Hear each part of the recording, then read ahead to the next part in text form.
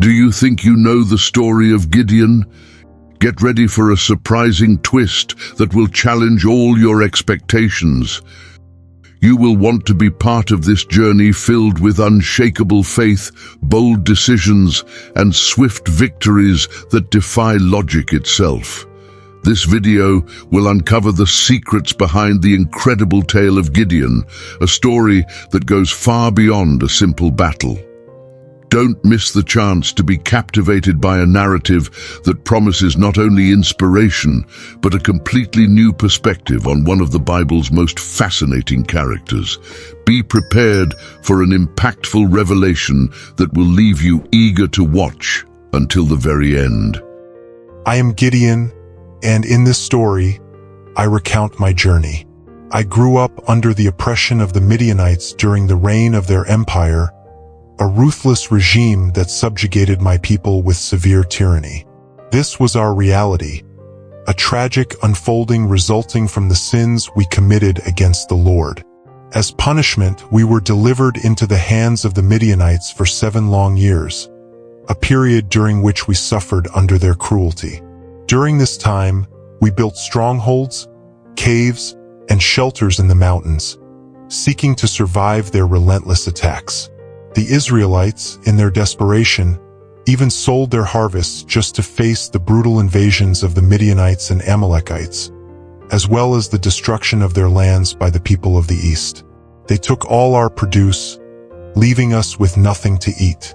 These hostile hordes descended upon us like a swarm of locusts, as numerous as flocks of camels, so dense they couldn't be counted. These invaders remained in our lands until the entire region was plundered. The Midianites, skilled in the effective use of camels, dominated our people, stealing the fruits of our agricultural and livestock efforts. The hard work of cultivating crops and raising cattle to enjoy the fruits of our labor became entirely in vain. The greed caused by sin deprived us of what we possessed. I worked hard for many talented men who lost everything in life because they were unwilling to abandon their sins. Everything was sacrificed in pursuit of something that, in retrospect, seemed insignificant. Due to the imminent threat of the Midianites, my people faced a prolonged period of humiliation, poverty, fruitless labor, and the constant threat of a superior enemy. However, this is not just a story of desolation. It is a prelude to the divine intervention that would change the course of our lives. When my people cried out to the Lord God for help against the oppression of the Midianites, the Almighty sent a prophet to the Israelites. The divine messenger reminded them of the greatness of the Lord, who freed them from slavery in Egypt, saving them from the Egyptians and all oppressors. God drove out the enemies and gave them lands, warning them not to worship the gods of the Amorites in the land they inhabited. However, the divine warnings were ignored in the face of the crisis afflicting Israel. The Lord sent a sign, a strange man sitting under the great tree in Ophrah, threshing wheat. In the silence of the winepress, where wheat was traditionally threshed outdoors by the breeze to separate the chaff from the grain, this strange man appeared. The angel of the Lord addressed me as mighty hero, affirming that the Lord was with me as I threshed wheat in the winepress, a challenging and embarrassing task. This strange greeting echoed in my ears, for I did not feel powerful or valuable. I questioned the value in my simple and ordinary life, asking about the Lord's presence amidst our distress.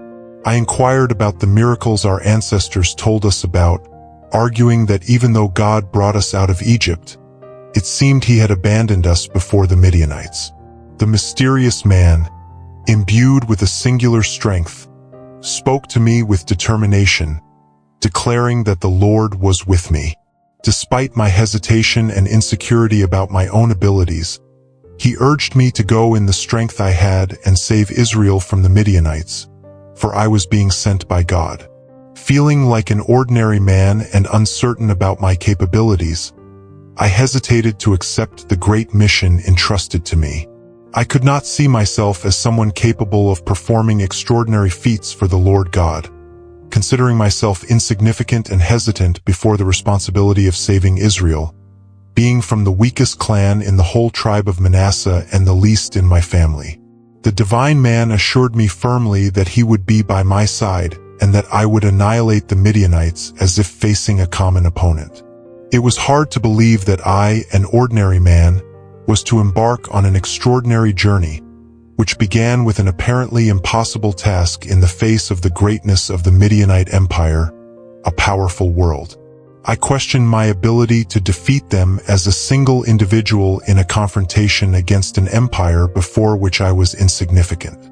Who was I to face the formidable Midianites? Could the being before me be an angel of the Lord? How could I be sure?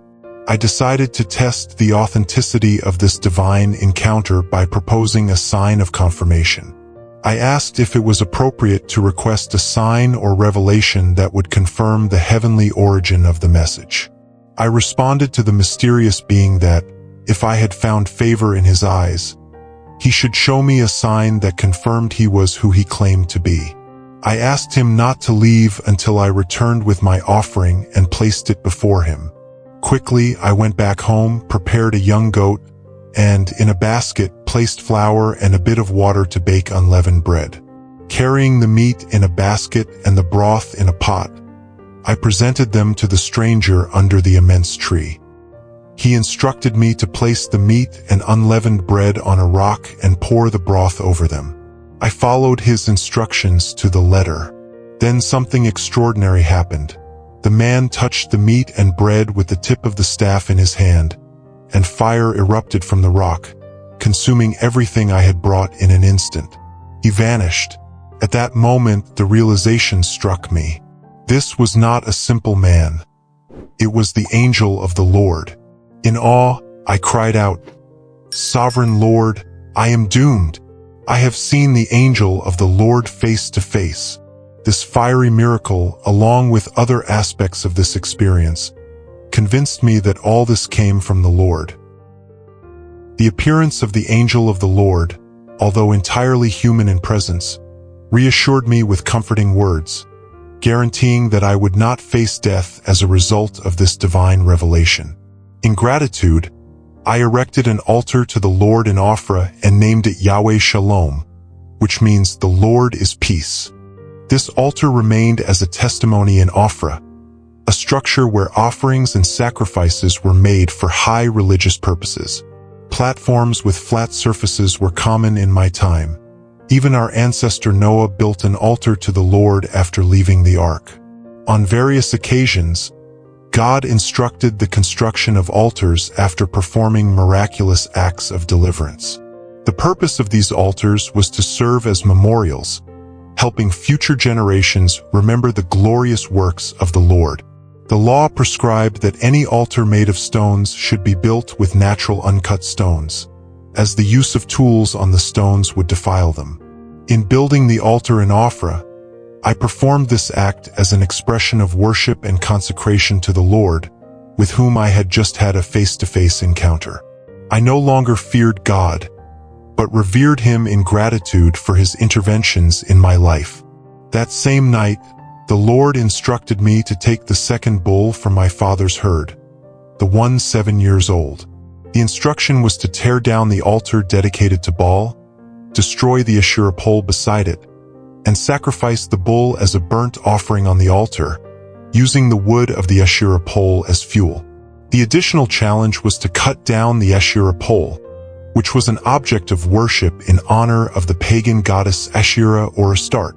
This goddess was worshipped in ancient Syria, Phoenicia, and Canaan. In Ugaritic literature, she was called Lady Asherah of the Sea. The Phoenicians worshipped her as Aar, the Assyrians as Ishur, and the Philistines as Asherah.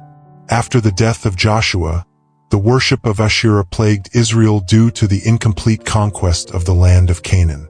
My own people abandoned the Lord to serve Baal, the pagan god of the Canaanites, and Asherah. Although Israel initially fought against the pagan culture of the Canaanites, they eventually coexisted peacefully with them. We were always called by God to be different.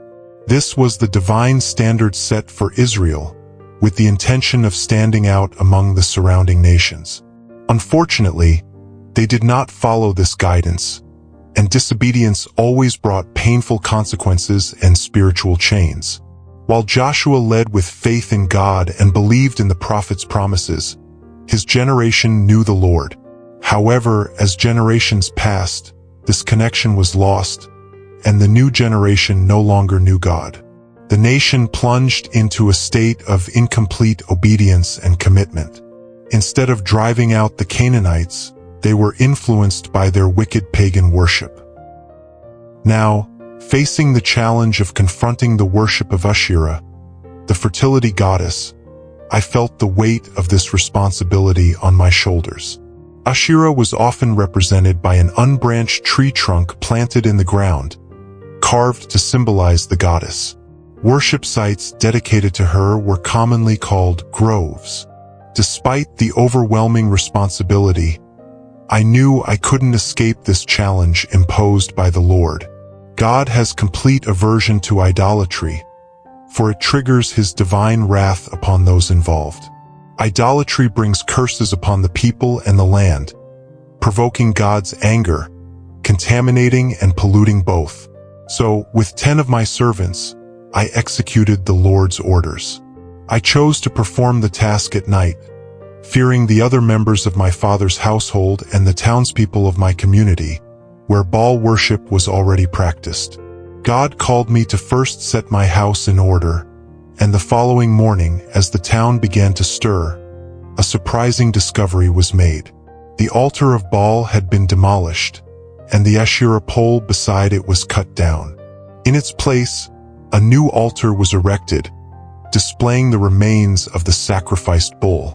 The people, intrigued, questioned among themselves who could have done such a deed. After careful investigation, they discovered that I was behind it. The townspeople were furious and demanded that my father hand me over to pay with my life for the destruction of Baal's altar and the cutting down of the Asherah pole. There was no difficulty in determining the perpetrator of the desecration of the altar, and I was immediately exposed publicly as responsible for the actions against Baal. This highlights how powerful Baal worship was at that time, to the point that my own people were willing to end the heresy of my life, which had become the predominant religion with people worshiping Baal and believing he was the god of the weather. This Baal worship was rooted in the belief that success in agricultural activities was directly linked to control over the weather, especially during the difficult times caused by the oppression of the Midianite people. Intensifying this worship, the Midianite people believed it strengthened their control over the weather. However, they did not realize that by not turning to God, they were only worsening their own situation.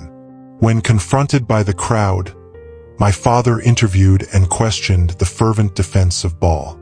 He challenged those who were defending Baal, proclaiming that anyone who defended Baal's case would be condemned to mourn for the death. If Baal were truly a god, he should be able to defend himself and punish the one who destroyed his altar. My father presented a logical argument to preserve my life, highlighting that, as Baal was the offended party, he could defend himself. From then on, I was labeled as an enemy of Baal, indicating that Baal should defend himself since I broke his altar. This situation reveals how deeply Baal worship was rooted in the community, to the point that any affront to this worship was seen as an affront to God himself. Shortly after this event, the armies of Midian, Amalek, and the people of the east formed an alliance against Israel, crossing the Jordan and camping in the valley of Jezreel. At this moment, the Spirit of the Lord clothed me with power. However, to face this threat, I needed my own army. I blew the ram's horn as a call to arms, summoning the men of the tribe of Asher, who gathered in response to the call. Additionally, I sent messengers throughout the territories of Manasseh, Asher, Zebulun, and Naphtali to summon their respective warriors. Through this divine empowerment, I managed to gather an impressive number of soldiers in a short period of time. 32,000 men joined me for the battle, committing powerfully. However, before setting out, I needed to be sure that it was truly God who was sending me. To this end, I sought a second miracle to confirm his word. Being someone who was raised as the least in my family and belonging to the smallest clan, I questioned whether people would really follow a humble man like me. So, I asked God for an additional sign. I placed a fleece on the threshing floor overnight, asking if the fleece would be wet with dew in the morning while the ground around it remained dry. This would assure me that God would help me rescue Israel as promised. Upon waking early the next morning, I found that the fleece was wet while the ground around it was dry, thus confirming the divine sign. However, I felt the need for one more sign to strengthen my confidence before facing the critical challenge ahead of me. Many would immediately refuse such a call without even considering it. Allowing God to confirm my small faith was still better than having no faith at all. So, I approached God with an additional request, asking that he not be angry with me and allow me to perform one more test using the fleece. This time, I asked that the fleece remain dry while the ground around it was wet with dew. That night, God granted my request, and in the morning, I found that the fleece was dry while the ground was covered with dew. This second sign was enough to confirm that I was ready for the task ahead. My army and I rose early and went to the spring of Harod. The Midianite armies were to the north, in the valley near the hill of Moreh. The Lord told me that if I allowed everyone to fight against the Midianites, many would boast of their own victory, attributing it to their own merits. Therefore, he instructed me to reduce the number of soldiers in my army. This instruction, although counterintuitive, was crucial to ensure that the victory would be credited to God. The Israelites would have boasted about freeing themselves by their own strength, so I instructed the people to allow anyone who was timid or afraid to return home, which was a significant test for my faith. My army, initially composed of 32,000 men, was already outnumbered by the 135,000 Midianites. God, however, considered this number still too large, and 22,000 men returned home, leaving only 10,000 willing to fight. Now, the odds were 13-1, but the Lord said there were still too many men. He instructed me to take them to the spring for a test. God ordered that I divide the men into two groups, placing those who cupped their hands and drank like dogs in one group, and those who kneeled and drank directly from the stream in the other. Surprisingly, only 300 men cupped their hands to drink, while all the others kneeled and drank directly from the stream. The Lord affirmed that with these 300 men, he would give me victory over the Midianites, sending the others back home. Now, facing the Midianite camp stretching out in the valley below me, God told me to rise and go down to it, for he had already granted the victory. However, to calm my fear, he suggested I go down with my servant Purah to hear what the Midianites were saying. Despite my fear, I followed the divine instructions and, upon reaching the edge of the enemy camp, I witnessed the Midianites in panic, shouting and fleeing. The 300 men, with lit torches, ram's horns and broken pots, caused confusion and panic in the enemy camp. The Midianites turned on each other, and then I sent messengers to Ephraim, instructing them to come down and cut off the Midianites' escape routes. The battle was not just against Midian but also an internal fight among the Midianites, who took the opportunity to turn on each other. After the victory, the men of Ephraim expressed resentment for not being called from the beginning. I tried to appease them, explaining that the victory was the work of God. However, they were more focused on their personal recognition than on the well-being of Israel. After pursuing and capturing the Midianite leaders, I returned to Sukkot and faced resistance from the local leaders in providing immediate help to my exhausted warriors. I promised to return after the victory to punish those who refused to help. Continuing with the pursuit of the Midianite leaders, I captured Zebah and Zalmunna in Karkar. Despite the challenges, my determination and confidence in God prevailed, leading to victory.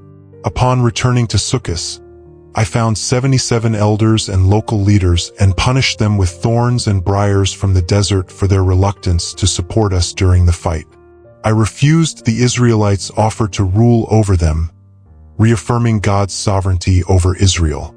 The narrative highlights the importance of remaining aligned with divine principles, avoiding idolatry, and keeping focus on God.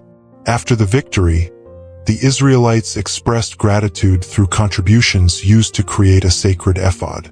However, the initial intention became a snare, leading people into idolatry.